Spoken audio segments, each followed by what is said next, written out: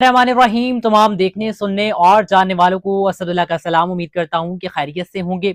एक नई गेम हो गई है पाकिस्तान के साथ। हम अमेरिका की तरफ देख रहे थे और हम ये कह रहे थे कि शायद अमेरिका हमारा दोस्त है, लेकिन अब अमेरिका इंडिया का दोस्त बन चुका है।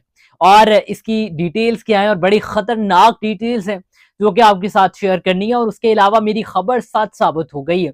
जो खबर मैंने केपीके के हवाले से जो है, मशाल यूसुफजई गायब होने जा रही है कबीना में से, और नए नाम जो है वो इमरान खान की अभी भी नहीं मानी गई। और सहेल अफरीदी ने इमरान खान की नाफरमानी करते हुए अपनी कबीना जो तश्कील दी है उसमें क्या कौन कौन से नाम है, कौन कौन से नाम इमरान खान डलवाना चाहते थे और वो नहीं डाले गए, उस हवाले से भी बात करनी है। लेकिन उससे पहले एक और बात करनी है कि अली अमीन गंडापुर साहब जो हैं उनके हवाले से जो है वो आप आमने सामने होने जा रहे हैं। सहेल अफरीदी के और मुख्तलिफ बयानात आ रहे हैं अली अमीन गंडापुर के, वो भी आपके सामने रखने। उससे पहले अगर अभी तक आपने हमारा यूट्यूब चैनल सब्सक्राइब नहीं किया तो जल्दी से कर लें, क्योंकि 24 घंटे की अपडेट्स आपको इसी चैनल पर मिलेंगी।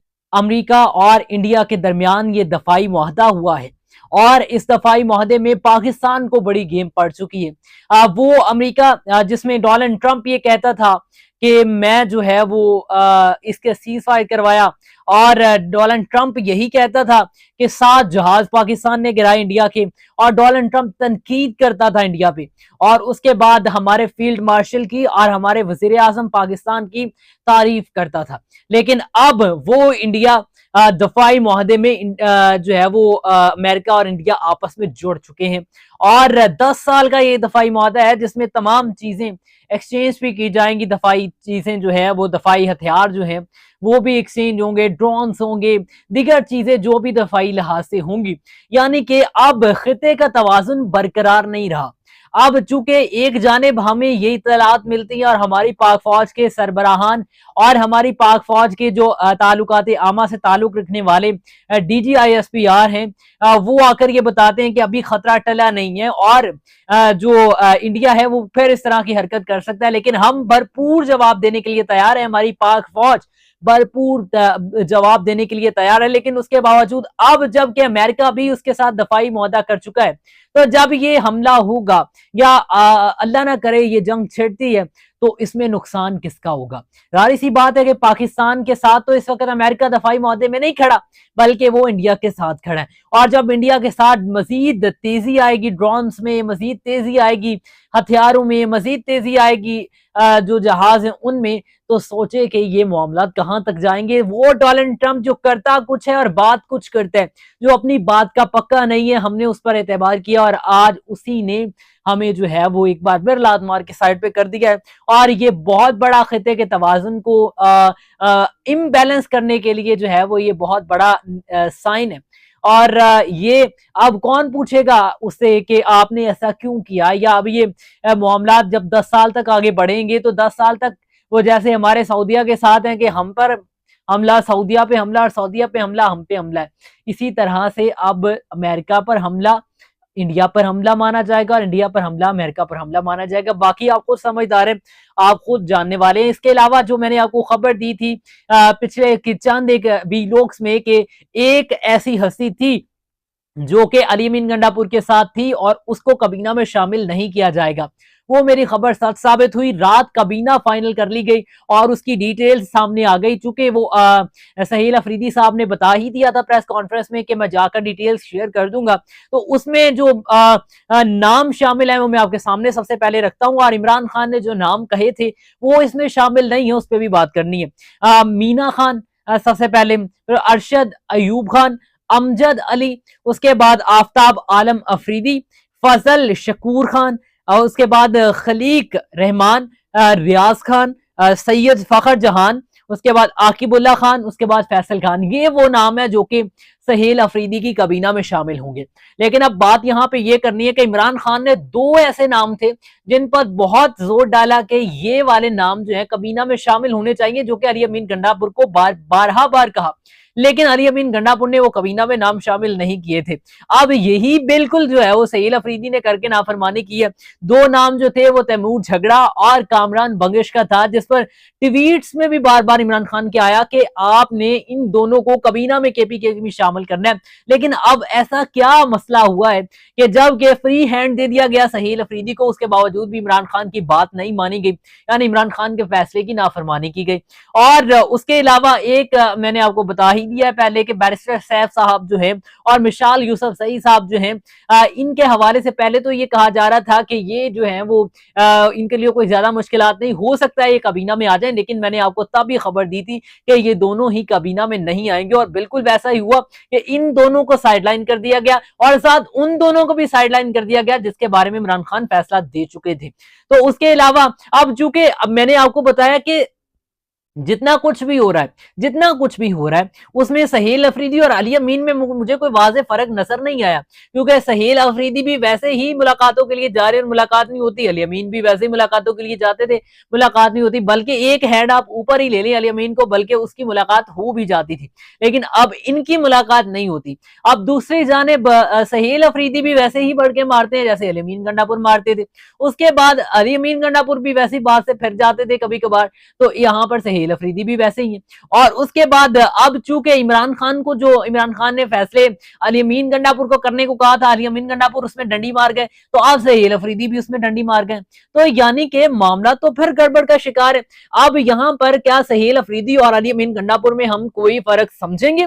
चूंकि अब इमरान खान का तो ये फैसला भी नहीं माना गया, बावजूद इसके कि सहील अफरीदी के पास फ्री हैंड था और उस पर कोई प्रेशर भी नहीं था, उसके बावजूद भी तैमूर झगड़ा और कामरान बंगिश को शामिल नहीं किया गया अपनी कबीना में। और उसके अलावा अली अमीन गंडापुर का एक बयान सामने आया है जो कि सहील अफरीदी के मुखालिफ खड़े होने वाला है, बाकी तो सब में सेम सेम ही चल रहा है काम, लेकिन यहाँ पर थोड़ा सा मुख्तलिफ आता है, उसमें मैंने अपने ख्यालात भी रखने हैं। जिसमें उन्होंने कहा कि जब मैं इक़्तिदार में आया था तो दहशतगर्दी सूबे के बेशतर हिस्सों में खुलेआम घूमते थे, लेकिन मेरे दौर में उनमें ज्यादातर इलाकों को क्लियर किया गया। और किसने किया था? फौज ने किया था। मजीद आगे सुनिएगा उन्होंने क्या कहा है। अली अमीन गंडापुर कहते हैं कि मेरी हुकूमत की मुसलसल कोशिशों की वजह से अवाम और जो फौज है उसकी अवाम ने हमायत शुरू की। उसके बाद फौज, पुलिस और शहरियों ने मिलकर दहशतगर्दी के खिलाफ इत्तेहाद बनाया। सूबे में जो अमन कायम किया गया था अब वो फिसलता हुआ हाथ से नजर आ रहा है।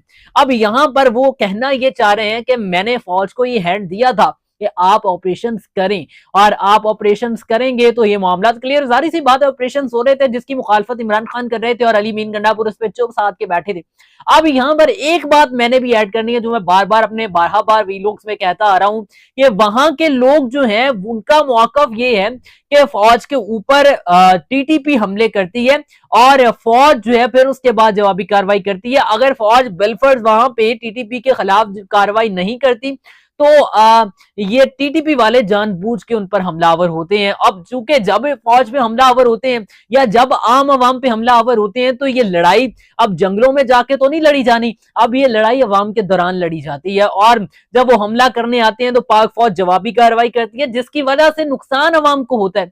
अब इसका मतलब ये नहीं है कि बिल्कुल ही चुप साध लें इस पे। अब चूंकि इस पे मुज़ाकरात भी चल रहे हैं और मैंने अवाम का मौकफ भी रख दिया कि अफगानिस्तान जो है अब उसके साथ वक्ती तौर पे जंग रुकने का आज जो है वो डिटेल सामने आई है जुमे की सुबह के हम जो है वो इसी तरह से जंगबंदी रखें फर्जी तौर पे और ये जंगबंदी मजीद भी होनी चाहिए, लेकिन वहां की जमीन इस्तेमाल करती है टीटीपी। अब टीटीपी को कैसे खत्म किया जा सकता है? अब ऐसा तो नहीं, अब मुझे वहां के लोग ये भी कहते हैं कि ये जो टीटीपी वाले हैं ये हमसे आगे खाना जबरन मांगते हैं और हमसे आगे पानी मांगते हैं और हमसे रहाइश मांगते हैं, और अगर हम नहीं देते तो ये लोग हमें भी मारते हैं। तो फिर फौज वहां पे क्या करेगी?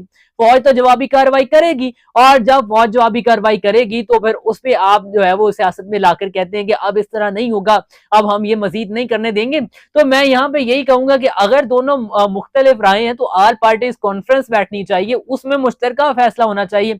जबकि सहील अफरीदी साहब जो है वो फिर जब इस तरह की मीटिंग आई थी तो उसमें भी सहील अफरीदी साहब नहीं गए। तो अब इस पे हम बंदा क्या समझे। अब मैंने जो मौका फौज के हवाले से, फौज जानबूझ के तो हमने नहीं करती टीटी पे, फौज जानबूझ के तो नहीं ये सारे मामला बिगाड़ती वहां पे। अब चूंकि टीटीपी दहशत गर्दाना तंजीम है, उसको फितना अल ख्वारिज कहा जाता है, फितना अल हिंदुस्तान कहा जाता है, हिंदुस्तान बैकअप करता है, अफगानिस्तान की जमीन इस्तेमाल होती है, फिर वो हमले करते हैं, अवाम शहीद होती है, फौजी जवान शहीद होते हैं, तो उसमें फौज का क्या कसूर है, ये सवाल है मेरा। और इसका अगर किसी के पास मौसर जवाब है तो कमेंट्स में जरूर बताएं। तो उसके अलावा जो है वो, अब चूंकि अली अमीन गंडापुर और मौकफ ये है कि फौज जो है वो कार्रवाई करती थी तो ठीक था, अब फौज की वजह से ये मामला रुकने जा रहे थे, लेकिन अब दोबारा से इमरान खान ने सहेल अफरीदी को ले आए हैं, और सहेल अफरीदी का ये मौकफ है कि वहां पर जो है वो जो साथ ली जाए, वहां पर लड़ाई नहीं की जाए, वहां पर जो है वो मुज़ाकरात किए जाए उनके साथ। तो अब मौकफ तो दोनों डिफरेंट हो गए, यानी अली अमीन गंडापुर और सहील अफरीदी आमने सामने आ गए। तो ये भी एक लड़ाई है। अब देख सकते हैं आप कि इस वक्त के पीके की क्या सूरत हाल है। और उसके अलावा एक पीटीआई के लिए अहम खबर है कि संगजानी जलसा केस जो था उसमें अब फिर से नाकाबिल जमानत वारंट गिरफ्तारी जारी हो गए हैं, और पीटीआई के दिगर रहनुमा जो हैं वो भी इसकी जद में आ रहे हैं, और उसके अलावा जो है वो इश्तिहारी करार देने के लिए भी कार्रवाइयां शुरू हो गई हैं। इनमें कौन कौन से अहम नाम है वो मैं आपके सामने रखने जा रहा हूँ। एक तो सबसे पहले जैन कुरैशी है। जैन कुरैशी आपको पता है शाह महमूद कुरैशी साहब के बेटे हैं। उसके बाद जो है वो आपको इनके बारे में ये भी मशहूर हुआ था कि इन्होंने प्रेस कॉन्फ्रेंस कर दी और पीटीआई से अलहदगी का ऐलानात कर रहे हैं, और पीटीआई से जो है वो डबल गेम डालने की कोशिश कर रहे हैं। तो ये वो जैन कुरैशी साहब है जिसके बारे में ये पर्सपेक्टिव बना था। और उसके बाद जो है वो जरताज गुल और उमर यूब साहब, चूंकि इनको 9 मई के केसेस में पहले भी सजाएं हो चुकी हैं, और तकरीबन तमाम जितनी भी सजाएं 9 मई की हुई, तकरीबन इनकी सजा को 40-40 साल बनती है, यानी कि अब इन पर एक और एटम बम गिर गया है। और वो एटम बम ये है कि अब इनको संगजानी जलसा केस में भी इश्तिहारी करार देने और नाकाबिल जमानत वारंट गिरफ्तारी इनके जारी हो चुके हैं और कार्रवाइयां शुरू हो चुकी है। इसी के साथ दीजिए इजाजत। अल्लाह हाफिज।